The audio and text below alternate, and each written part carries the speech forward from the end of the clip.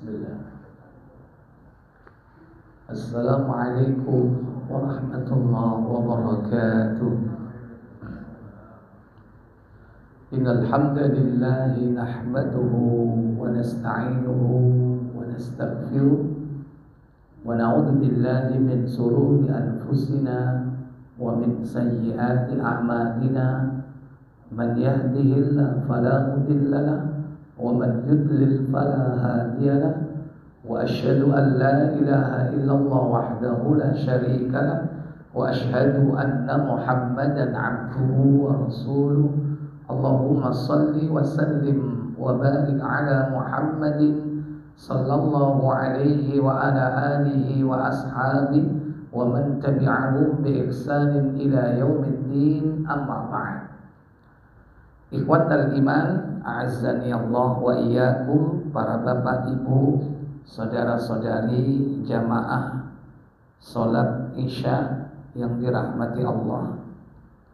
Masjid Darut Taubah, bener, Degayung Sari, Surabaya.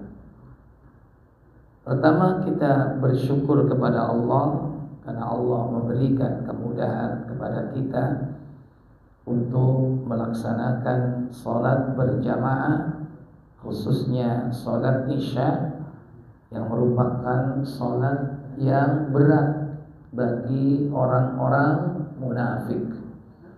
Alhamdulillah kita dimudahkan oleh Allah Jalla wa'ala. Yang kedua, semoga Allah Jalla wa'ala memberikan kita kemudahan untuk mempelajari satu ayat dari Al-Quran, satu hadis dari Nabi yang mulia, bermanfaat untuk kehidupan kita sebagai bekal untuk mengabdi kepada Allah Jalla wa'ala. Dan semoga Allah pula memberikan kita istiqamah, dan kelak kita berharap beroleh nikmat di akhir hidup kita dengan husnul khatimah. Salawat dan salam semoga tetap terlimpah kepada junjungan kita baginda Nabi Muhammad bin Abdullah sallallahu alaihi wasallam. Demikian pula untuk keluarga dan keturunan beliau, para sahabat beliau radhiyallahu ta'ala anhum ajma'in, dan kepada seluruh pengikutnya yang setia hingga tegaknya hari pembalasan.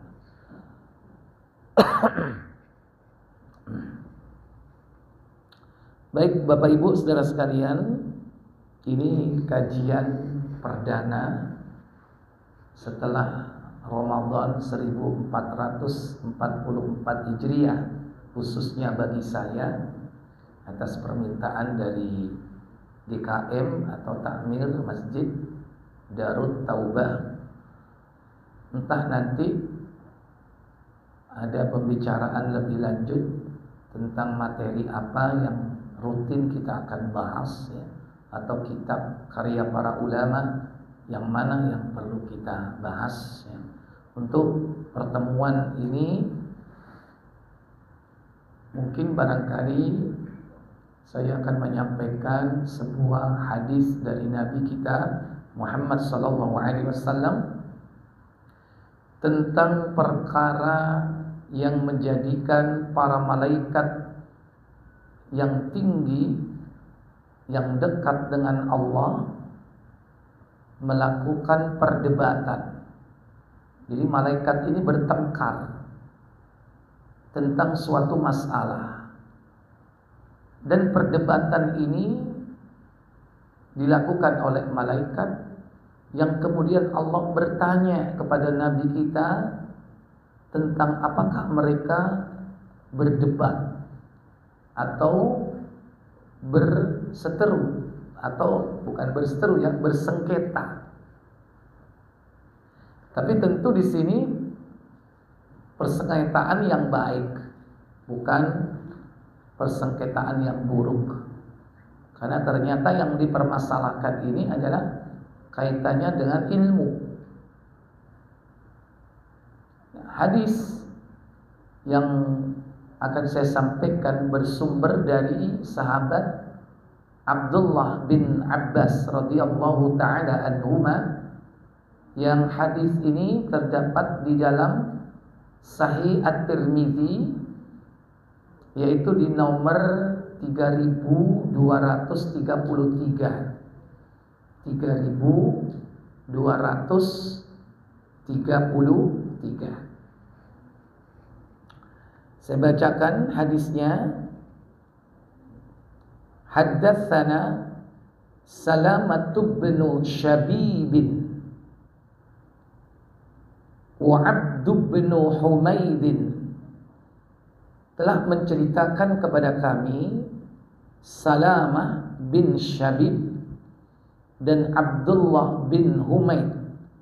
Qala, keduanya berkata, haddatsana Abdul Razzaq, telah menceritakan kepada kami Abdul Razzaq, an Ma'marin, dari Ma'mar, an Ayyuba, an Abi Kilabata, dari Ayyub dan dari Abu Kilabah. Ani bin Abbasin qal, dari Abdullah bin Abbas ia berkata, qala Rasulullah sallallahu alaihi wasallam, Rasulullah sallallahu alaihi wasallam beliau bersabda, atani al-lailata rabbi tabaraka wa ta'ala, tadi malam Rabbku, yakni Allah, telah mendatangi diriku fi ahsani suratin, dalam bentuk yang sangat bagus, dalam bentuk yang sangat indah. Ini kata Rasul sallallahu alaihi wasallam. Qala, maka Ibnu Abbas mengatakan, ahsabuhu, aku mengira, beliau mengatakan qala fil manami, yaitu pada saat beliau tidur. Berarti ini datang dalam mimpi. Jadi Allah menemui Nabi kita Muhammad itu dalam mimpi, karena tidak mungkin datang dalam kondisi terjaga. Datang kepada Nabi Muhammad, apalagi sampai mengatakan Nabi melihatnya dalam bentuk yang sangat indah. Karena tidak satupun makhluk yang ada di muka bumi ini yang pernah melihat Allah dalam kondisi terjaga dengan mata kepalanya. Tidak mungkin. Kenapa? Karena diajarkan kepada kita bahwa siapa yang mengatakan bahwa pernah dia melihat Allah, maka dia telah berdusta dengan kebohongan besar kepada Allah. Sebagaimana Aisyah mengatakan dalam sebuah hadis dalam Sahih Muslim, coba dibuka Sahih Muslim di nomor 143, dari tabi'in yang bernama Masyruk, ya, dari Aisyah radhiyallahu taala anha. Silakan. Lanjut. Dari Masyruk radhiyallahu an, ia berkata, pada suatu waktu ketika aku duduk dekat Aisyah radhiyallahu anha, dia berkata kepadaku, hai Abu Aisyah, ada 3 perkara. Barang siapa mengatakan salah satu di antaranya, maka berarti orang itu mengatakan suatu kebohongan yang besar terhadap Allah. Ya. Nabi Aisyah radhiyallahu taala anha mengatakan, salasatun, ada 3 perkara.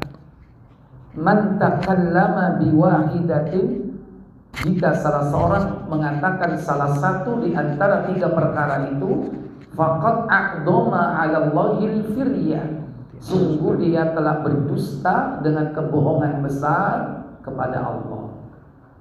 Kemudian Masruq, seorang tabi'in ini bertanya kepada Aisyah, apa saja itu wahai Aisyah 3 perkara itu? Apa jawab Aisyah? Aku bertanya, apakah itu? Ya, Ustaz. Barang siapa mengatakan salah satu di antaranya, maka berarti orang itu mengatakan suatu kebohongan besar terhadap Allah. Aku bertanya, apakah itu? Jawabnya, siapa yang mengatakan bahwa Muhammad sallallahu alaihi wasallam pernah melihat Rabb-nya, maka dia itu sesungguhnya telah mengadakan kebohongan besar terhadap Allah. Iya.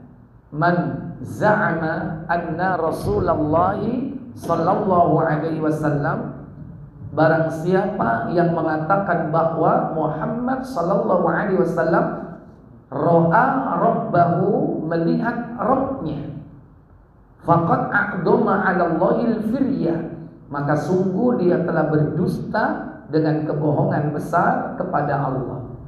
Begitu Aisyah mengatakan kalimat itu, Masruq atau Abu Aisyah yang nama aslinya Masruq al-Ajda, salah seorang tabi'in, saat itu duduk dengan bersandar. Lantas beliau duduk dengan tegak. Apa katanya? Kata Masruq, ketika itu aku sedang bersandar, lalu aku duduk seraya berkata, ya Ummul Mukminin, tunggu sebentar dan janganlah tergesa-gesa. Iya. Kata Masruq, ya Aisyah Ummul Mukminin, wahai Ummul Mukminin Aisyah, fala yastajilini, jangan kau tergesa-gesa katanya. Fantadiri, tunggu sebentar. Kemudian Masruq ini menyampaikan hujjah, menyebutkan 2 ayat dalam Al-Quran yang seakan-akan 2 ayat ini menunjukkan bahwa Nabi kita Muhammad pernah melihat Allah. Apa kata Masruq? Bukankah Allah Azza wa Jalla telah berfirman di dalam Quran surat Takwir ayat 23? Surah At-Takwir 81, surahnya ayat 23. Apa katanya? Yaitu artinya sesungguhnya dia telah melihatnya di tepi langit yang terang. Walaqad ra'ahu bil ufuqil mubin. Bukankah sungguh telah Nabi Muhammad telah melihatnya di ufuk yang terang. Kalau orang tidak paham, dipikir melihat di sini adalah melihat Allah, padahal bukan melihat Allah. Dan ayat kedua yaitu dalam surah An-Najm, surah 53 pada ayat 13. Apa katanya? Yaitu sesungguhnya dia telah melihatnya di waktu yang lain. Walaqad ra'ahu nazlatan ukhra, dan sungguh Nabi Muhammad telah melihatnya di kali yang lain. 2 ayat ini dijadikan hujjah oleh Masruq bahwa seakan-akan Nabi pernah melihat Allah. Padahal kata Aisyah, siapa yang mengatakan bahwa dia telah pernah, Muhammad sallallahu alaihi wasallam pernah melihat Rabb-nya, maka sungguh dia telah berdusta dengan kebohongan besar kepada Allah Jalla wa'ala. Oleh karena itu kembali kepada hadis Tirmidzi, maka Abdullah bin Abbas mengatakan ahsabuhu fil manam. Ucapan Nabi tersebut saya anggap yaitu beliau menjumpai Allah dalam bentuk yang bagus dalam keadaan fil manam, yaitu pada kondisi tertidur. Berarti apa? Mimpi. Sungguh pun itu mimpi Nabi adalah wahyu. Sejak mimpi sampean. Mimpi ini sampean berarti apa? Ya, macam-macam. Ada 3 kalau mimpi kita itu, Pak. Mimpi baik, mimpi buruk, mimpi kembange turu. Mimpi baik dari Allah, mimpi buruk dari syaitan. Mimpi ada yang kembangnya tidur. Nah, kalau Nabi sudah pasti, mimpi Nabi itu pasti baik, dan dia mendapatkan wahyu. Baik. Kemudian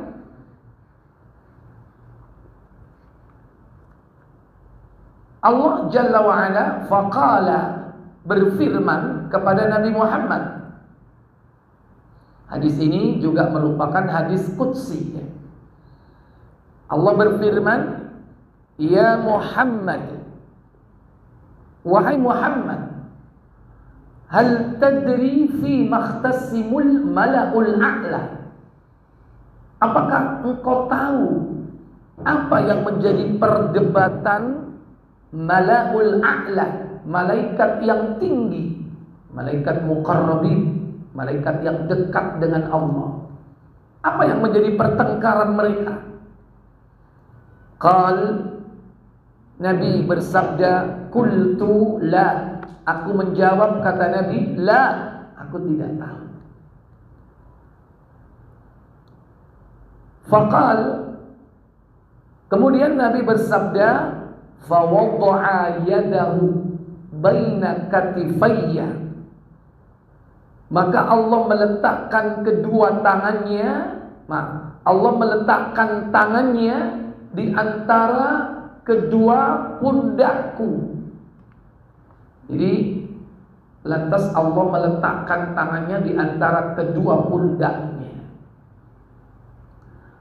Hatta wajadtu bardaha, hingga aku merasakan betapa dinginnya, baina sadayya, yaitu rasa dingin itu terasa sampai pada kedua susuku.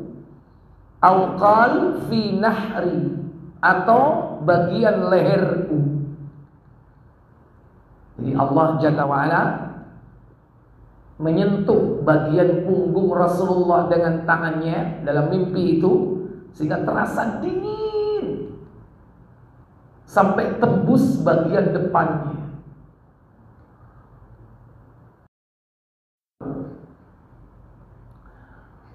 Kemudian faqal, Allah berfirman, bertanya yang kedua kalinya, ya Muhammad, wahai Muhammad, hal tadri fi makhtasimul mala'ul a'la, dalam perkara apakah malaikat yang tinggi itu mereka bertengkar, berdebat. Waqal, kemudian Nabi SAW menjawab, qultu na'am, aku menjawab, iya, aku tahu. Kemudian Nabi qala, beliau bersabda, fil kaffar, yaitu dalam urusan kafar. Ini kata Nabi SAW menjawab pertanyaan Allah. Ternyata malaikat itu bertengkar dalam masalah kafar. Apa kafar itu? Apa kafar? Pernah dengar nggak? Kafarat itu kalau ada orang mengartikan yaitu denda atau tebusan. Tapi yang dimaksud di sini adalah apa? Kafarat itu adalah penghapusan dosa. Jadi malaikat yang dekat dengan Allah itu mereka bertengkar dalam masalah kafarat, penghapusan dosa. Nah, lantas apa yang dimaksud dengan kafarat, penghapusan dosa di sini?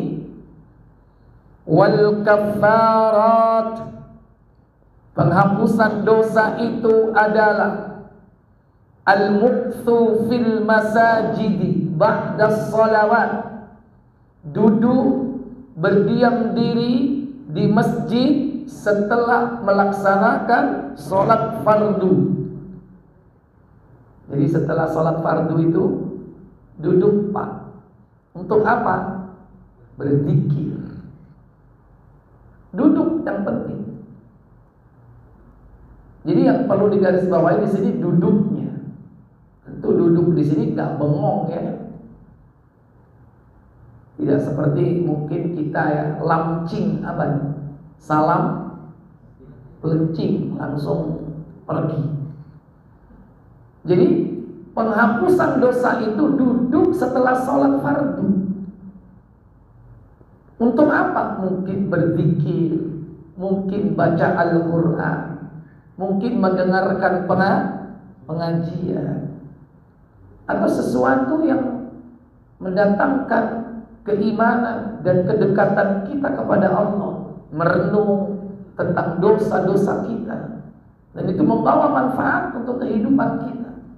Penyesalan terhadap dosa, karena menyesal itu adalah bagian dari taubat. Jadi itu. Yang kedua,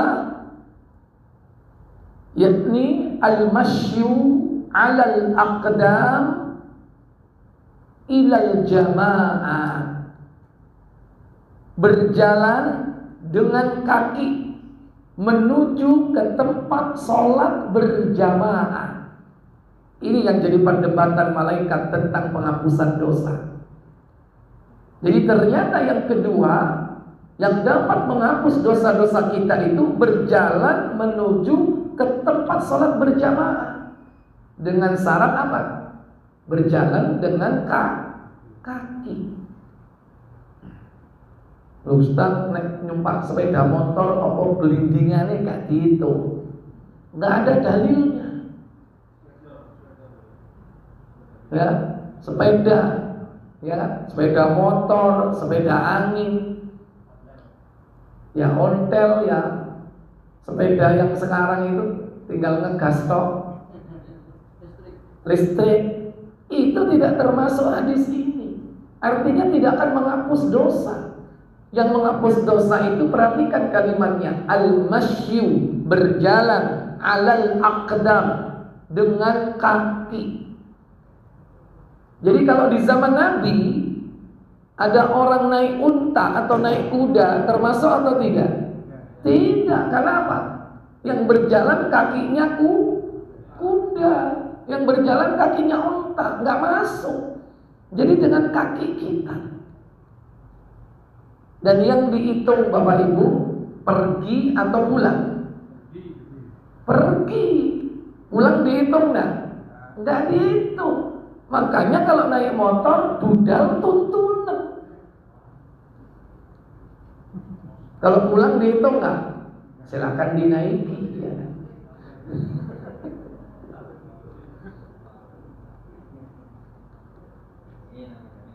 Ya mungkin kalau Bapak naik motor, naik mobil, mungkin yang dihitung dari tempat parkir. Melangkah nggak? Nah itu yang dihitung, Pak. Makanya kalau nyari parkir yang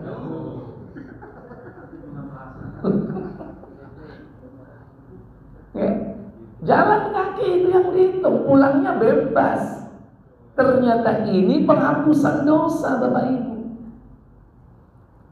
Yang ketiga, wa isbaghul wudu fil makari, menyempurnakan wudu di saat-saat yang tidak disukai, di saat-saat yang dibenci. Kapan itu?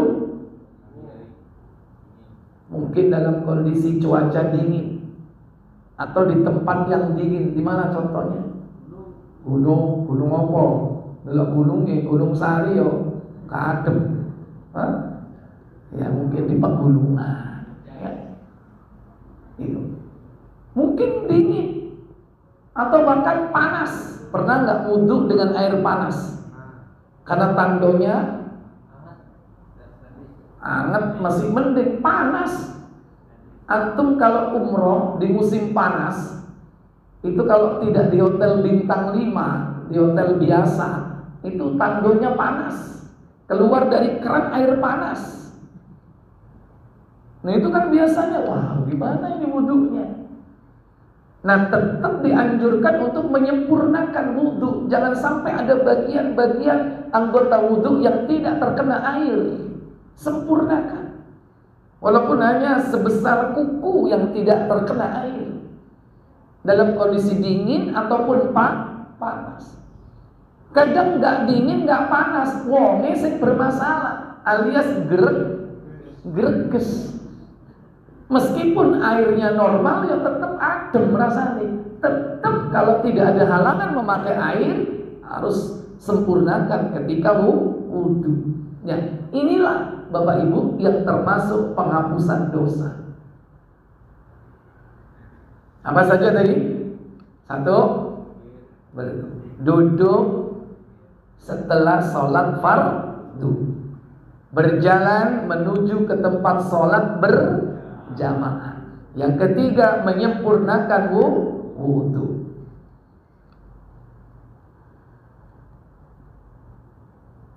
Wa man fa'ala dzalik, maka barang siapa yang melakukan 3 perkara tadi, asya bi khairin, maka dia akan hidup dalam keadaan baik, famata bi khairin, dan mati dalam keadaan baik. Luar biasa. Hidupnya baik, matinya baik. Jadi kalau kita pengen hidup itu baik, gak banyak masalah, 3 itu diamalkan.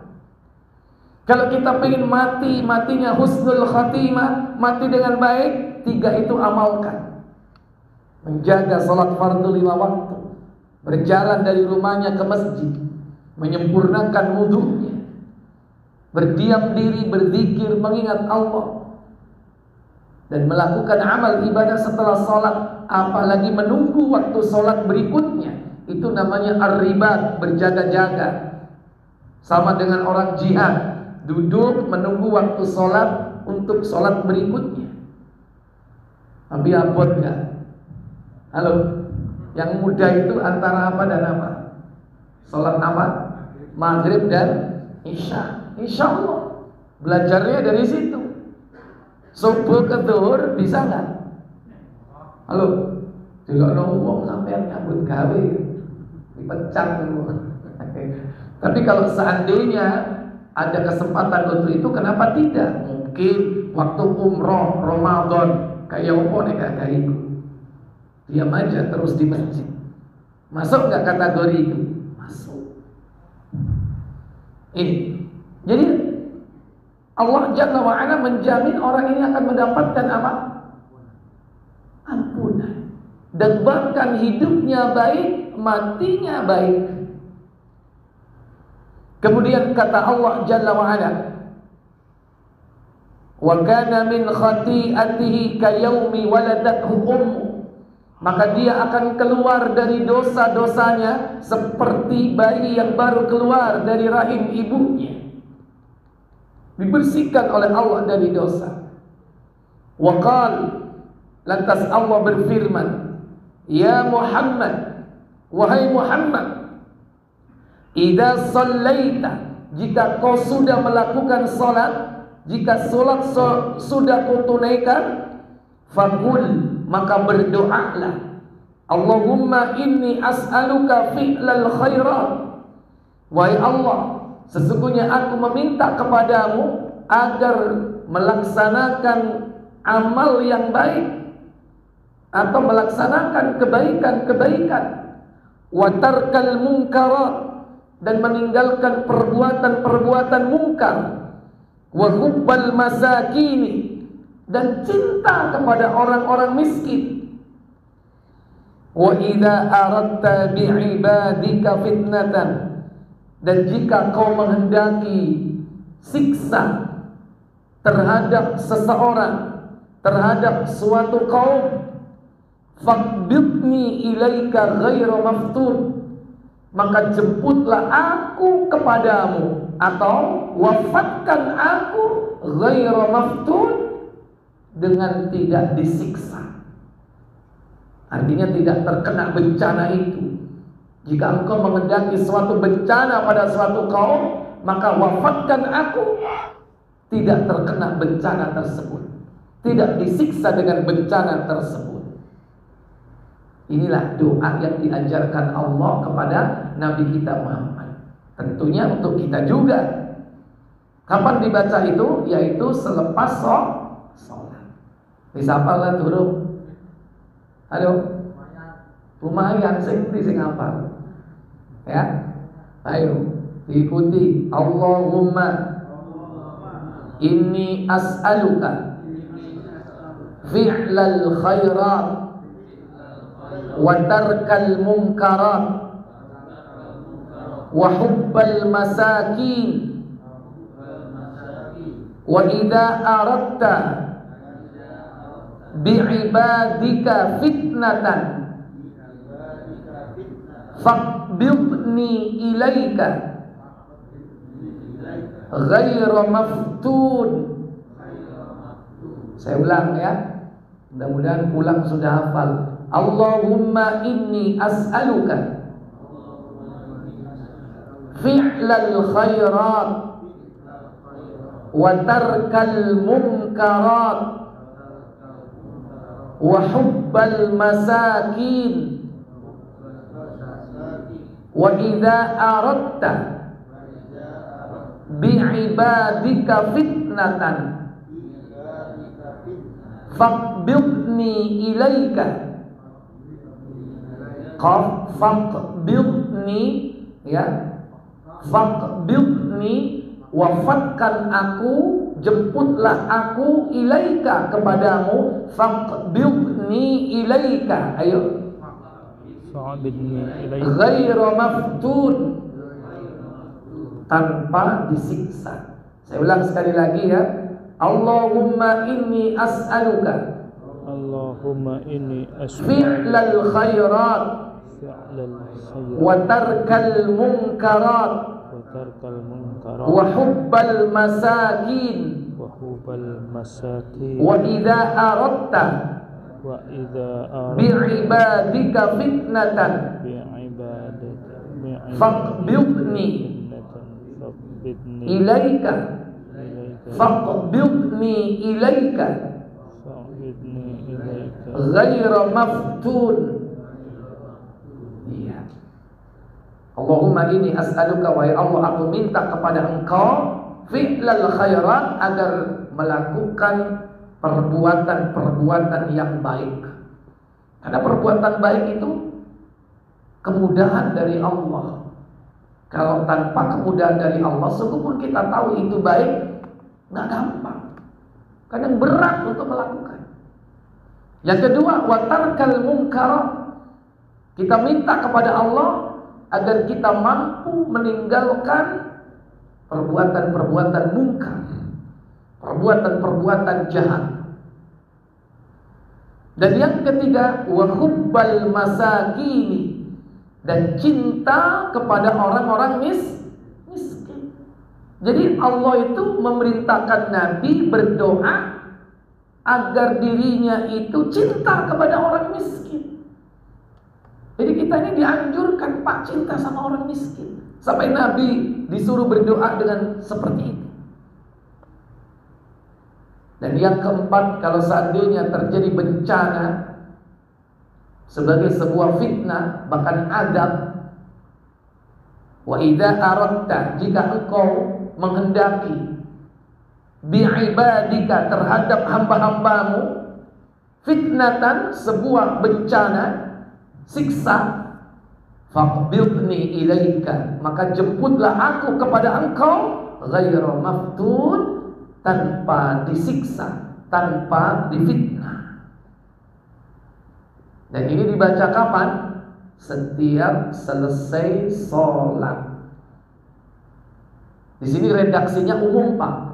Idza shallaita, jika kau melaksanakan salat, mau salat wajib boleh, mau salat sunnah juga boleh, ucapkan doa ini. Baik. Kemudian apa yang menjadi perdebatan berikutnya? Ternyata ada dua perdebatan yang diperdebatkan, maksudnya ya. Yang pertama apa? Tentang kafarah. Kemudian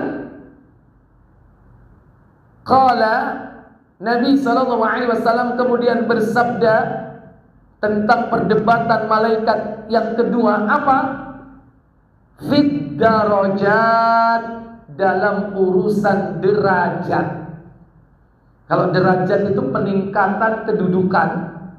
Kalau kafarat itu penghapusan. Setelah dihapus, bersih, baru ditingkatkan derajatnya. Dan ini menjadi perdebatan malaikat. Apakah itu ad-darajat, derajat? Sama sebagaimana kafarat disebutkan 3. Derajat pun ada 3. Kalau pengen mendapatkan derajat tinggi di sisi Allah, amalkan 3 perkara ini.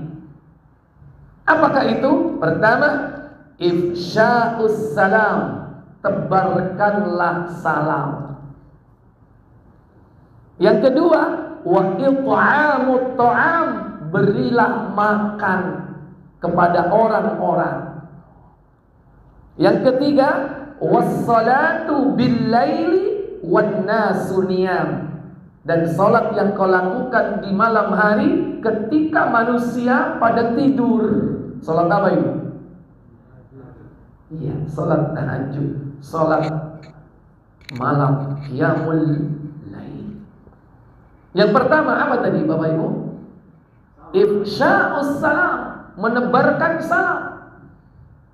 Menebarkan salam ini bisa dimaknai 2, secara hakiki atau secara majazi.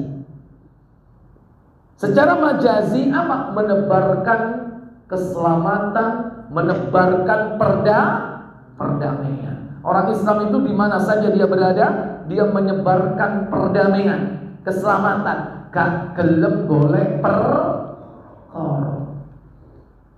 Gak suka berdebat Pak orang Islam ini Pak. Walaupun dia dalam kondisi benar, gak mau debat, ditinggalkan itu Pak, perdebatan.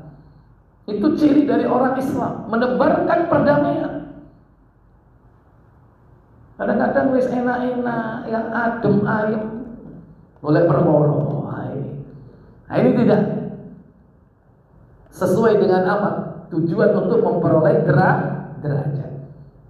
Orang mukmin itu meninggalkan perdebatan walaupun dia dalam kondisi posisi benar, walaupun dia benar, ditinggalkan, nggak ada gunanya. Jadi kemudian makna hakiki, apa makna hakiki? Betul-betul menebarkan salam. Apa itu? Ya adab etika. Kalau kita bertemu sesama muslim, jangan lupa ucapkan apa? Assalamualaikum warahmatullah. Maka itu merupakan doa. Dan itu dimulai kapan salam itu? Ketika Allah setelah menciptakan Adam, baru Adam kemudian diperintah untuk mendatangi malaikat yang sedang duduk, ucapkan salam kepadanya. Adam datang mengucapkan Assalamualaikum. Dijawab oleh para malaikat Waalaikumsalam warahmatullah. Dijawab lebih lengkap oleh para malaikat. Adam kembali kepada Allah dan Allah katakan, itulah salammu dan salam anak keturunanmu. Berarti siapapun salamnya harus itu. Makanya gak usah dirubah, terus gak usah ditambahi macam-macam. Cukup Assalamualaikum warahmatullahi wabarakatuh. Lah saya ditambahi macam-macam. Koru. Itu salammu kata Allah dan salam anak keturunan. Dan kita diperintahkan menebarkan salam. Dulu sahabat Nabi itu Pak, untuk mengamalkan hadis ini, menebarkan salam, itu hanya datang ke lapak-lapak di pasar. Untuk apa? Mengucapkan Assalamualaikum warahmatullahi. Pindah lagi ke lapak lagi, Assalamualaikum warahmatullahi wabarakatuh. Sampai yang coba nangmol koyok ngono. Dilok nopo. Padahal sahabat itu dulu sahabat kalau melakukan perjalanan, dia dipisah oleh pohon, dipisah oleh batu, ya, terpisah. Begitu kelihatan lagi, salam, Assalamualaikum warahmatullahi. Itu sahabat begitu. Nek sampai enggak cilu, lah. Kalau mereka salam. Nah kita ini kadang di zaman sekarang ini salam hanya diucapkan kepada orang yang kenal. Padahal Sudah jelas itu muslim. Kita berpapasan dengan orang, kelihatan pakai kopiah, pakai sarung, santri, muslim atau tidak? Muslim. Kadang-kadang nggak mengucapkan salam, cuma senyum aja, monggo. Ya, mestinya kita tebarkan salam. Kadang kita juga apa ya, enggan, malu dan sebagainya alasannya. Padahal negeri ini mayoritas apa? Muslim. Kalau kita ucapkan salam pasti dijawab nggak? Pasti. Tapi pernah nggak begitu naik bis, naik angkot, begitu naik, Assalamualaikum warahmatullahi wabarakatuh. Pernah nggak? Padahal kita yakin itu di bis itu mayoritas Islam nggak? Mayoritas Islam. Tapi pernah nggak? Nggak pernah. Kenapa kok nggak pernah? Takut diapain? Takut dituduh ngamen. Nikah ngamennya apa? Minta sumbangan. Padahal itu hanya semenit 2 menit saja. Coba praktekkan. Begitu naik angkot, naik bis, Assalamualaikum warahmatullahi wabarakatuh. Wong sak bis, waduh rek, kalau sumbangan ini. Ternyata apa? Begitu setelah salam kita datang, kita jalan ke belakang. Apa iku nanggu? Kok nunggu? Kondektur teko bayar. Tiba-tiba penumpang. Hilang semua apa anggapan-anggapan tadi itu. Hanya berapa menit? Hanya semenit 2 menit. Oh, ternyata dia ini muslim. Itulah indahnya Islam. Diperintah kita menebarkan yakni salam, baik secara hakiki maupun makna salam itu sendiri menebarkan keselamatan dan perdamaian. Yang kedua, wa it'amut ta'am, memberikan makan. Dan inilah derajat ketinggian seseorang di sisi Allah. Kalau orang mau berbagi. Dan tidak ada memberi yang paling utama. Memberi apa? Makan dan minum. Alhamdulillah sekarang kan tiap hari Jumat ada tradisi apa? Jumat berkah.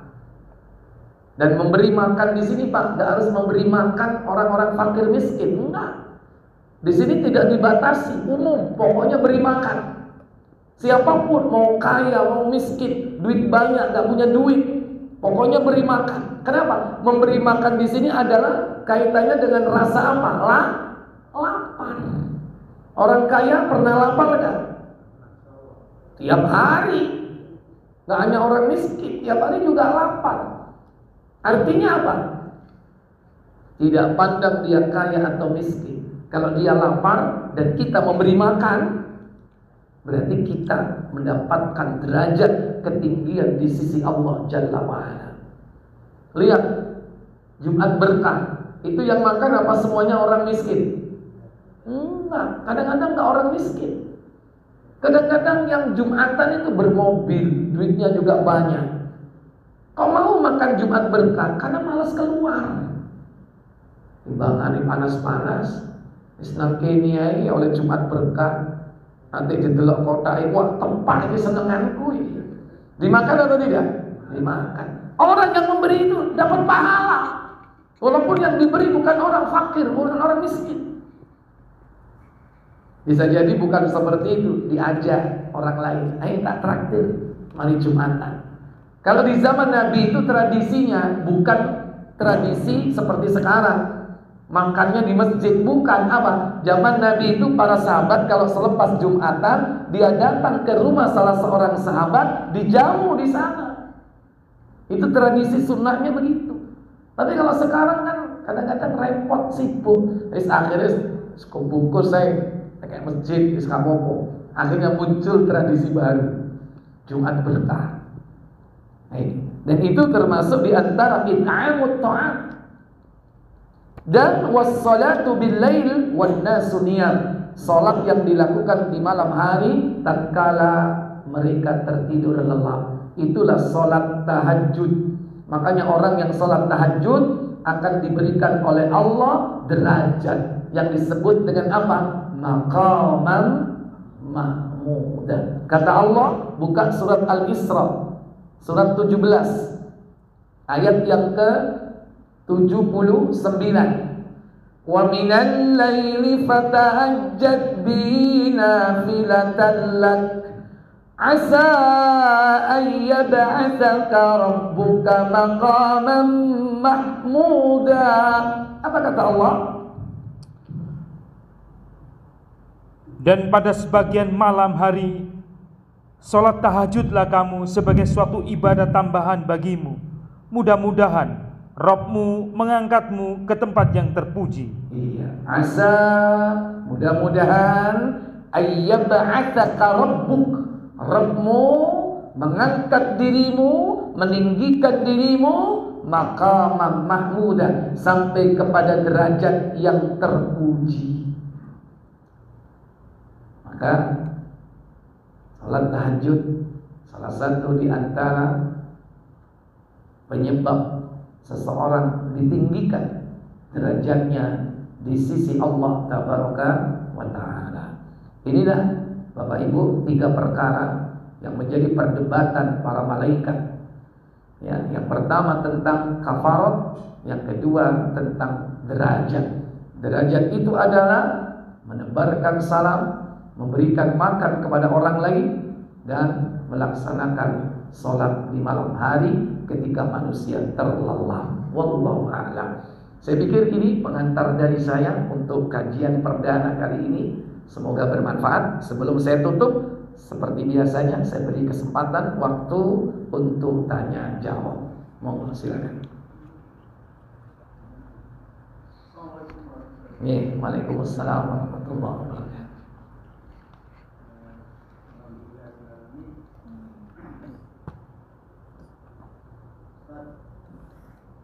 Insyaallah mudah-mudahan kajian ini bisa dilakukan secara rutin. Mungkin kalau bisa diperkenankan, kami bisa ada buku perdana. Oh ini. Amin. Tidak sekedar mendengar, tapi juga ikut mencatat. Yang kedua, kajian yang seperti ini fikih keseharian. Jadi apa yang seharusnya kami lakukan yang bisa kami lakukan selama kami mengisi bidang keseharian kami.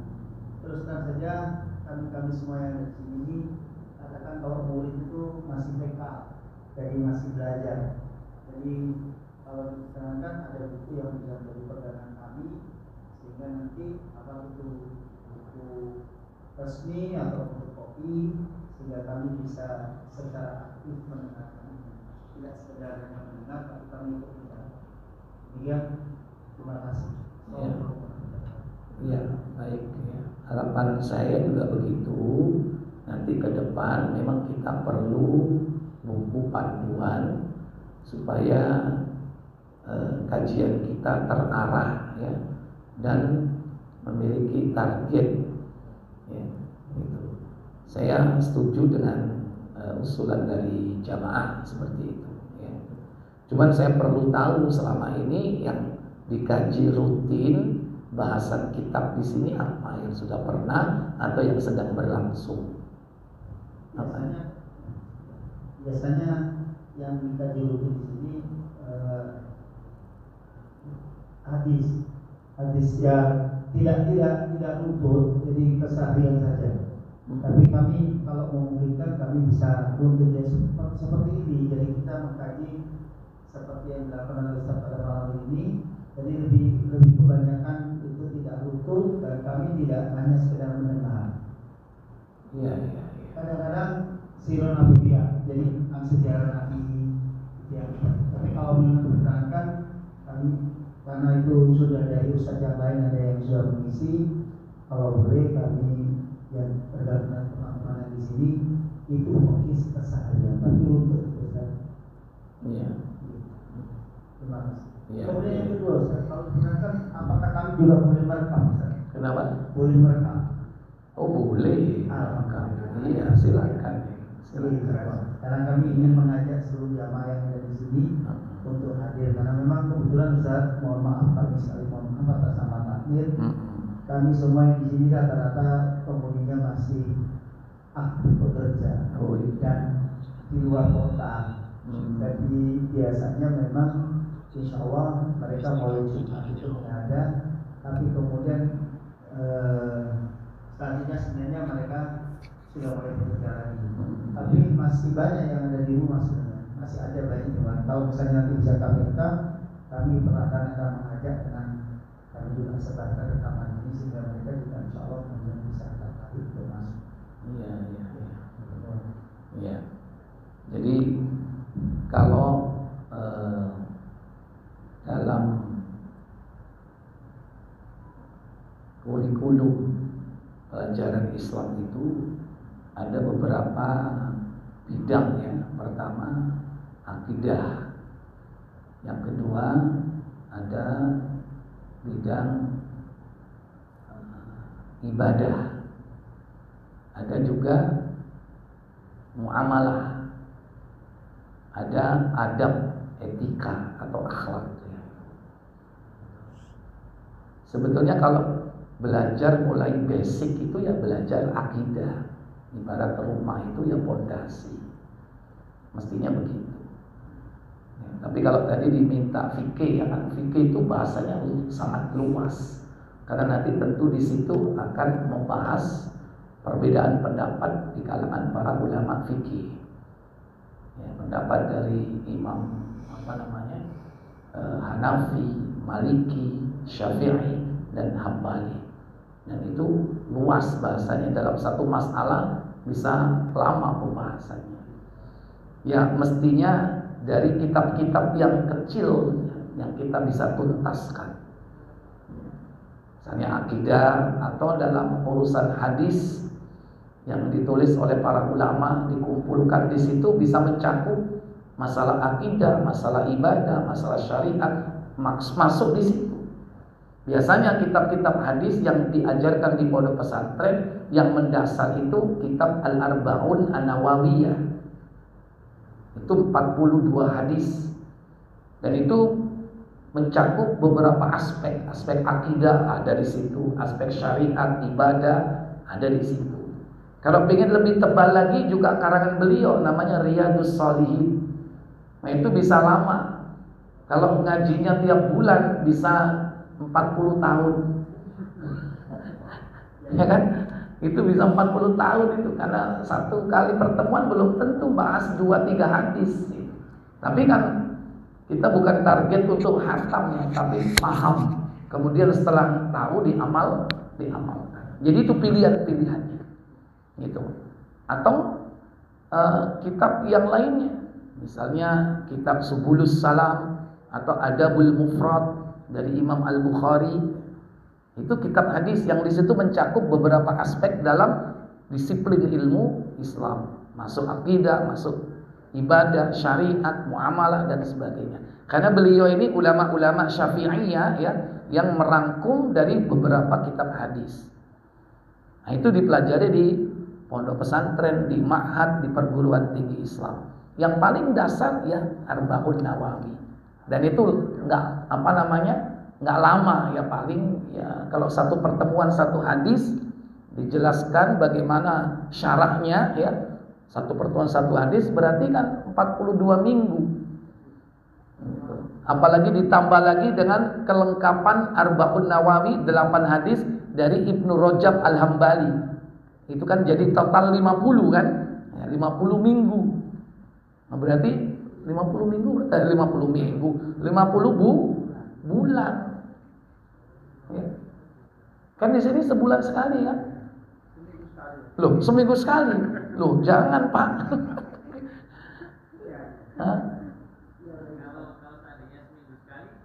Waktunya enggak. Saya yang enggak ada. Biar jalan dulu sebulan sekali. Nanti kalau memang perlu ditambah satu lagi. Jangan tiap minggu Pak. Ya. Sementara jalan dulu aja ya. Nanti kalau perlu ditambah. Jangan daripada langsung sepekan 4 kali, sebulan 4 kali tiap minggu, lama-lama merotol ya kan. Lebih baik sedikit jalan, ya kan, enak lanjut. Perlu tambah kan itu kan. Kita minta keberkahan dari ilmu yang kita pelajari itu. Ya, itu yang penting. Ya situ. Sementara saya yang kosong Ahad pertama. Biar itu aja jalan dulu. Nanti kita lanjutkan kalau seandainya ada waktu lagi. Yang penting pertama ya semangat kita menuntut ilmu dan keikhlasan kita menuntut ilmu, dan saya harapkan nanti punya kitabnya. Ya kan? Monggo punya kitab dioret-oret, monggo silakan. Terjemahannya saja nggak apa-apa. Ya. Ada? Yang gundul, yang bapak ini yang lainnya antum bisa gundul ya, bapak gondrong ya kan?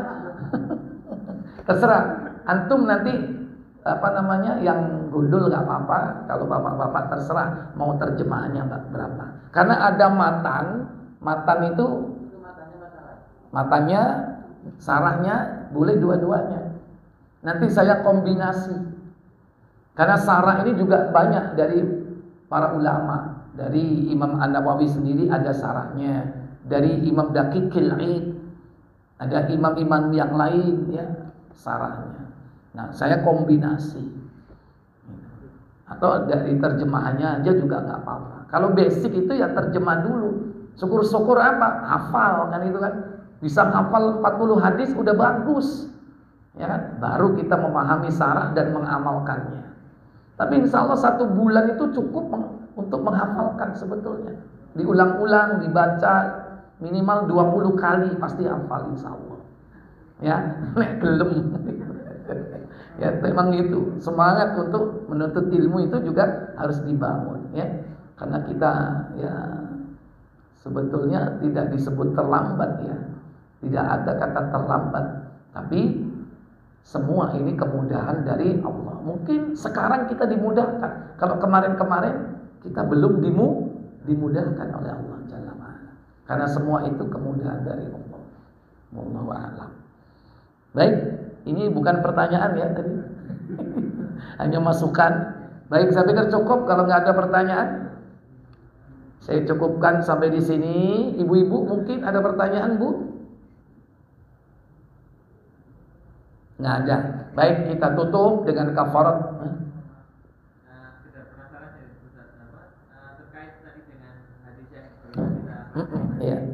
itu kan juga ada hadis yang menyatakan bahwa kalau kita berjalan ke masjid untuk sholat berjamaah kan kaki kanan menggugurkan dosa, kaki kiri untuk Meraih pahala. mengangkat derajat ya. Apakah berkaitan dengan itu atau ini hadis yang lain lagi? Hadis lain. Iya. Kadang hadis itu saling melengkapi antara satu dengan yang lain. Jadi bukan bertentangan. Maka di situ ada metode thariqah al-jam'i, yaitu pendekatan secara komparasi juga mengumpulkan antara satu dengan yang lain, bahwa hadis yang satu tidak bertentangan dengan hadis yang lain, tapi sifatnya justru melengkapi. Justru nikmatnya kan di situ. Ternyata pilihannya banyak hadis ini. Kalau nggak kena satunya, kena satunya. Nah, ini. Ya mudah-mudahan kita mendapatkan ya, ilmu yang bermanfaat. Ya. Baik, kita tutup kafarat majelis. Subhanakallahumma wa bihamdik, asyhadu an la ilaha illa anta, astaghfiruka wa atubu ilaik. Wassalamualaikum warahmatullahi wabarakatuh.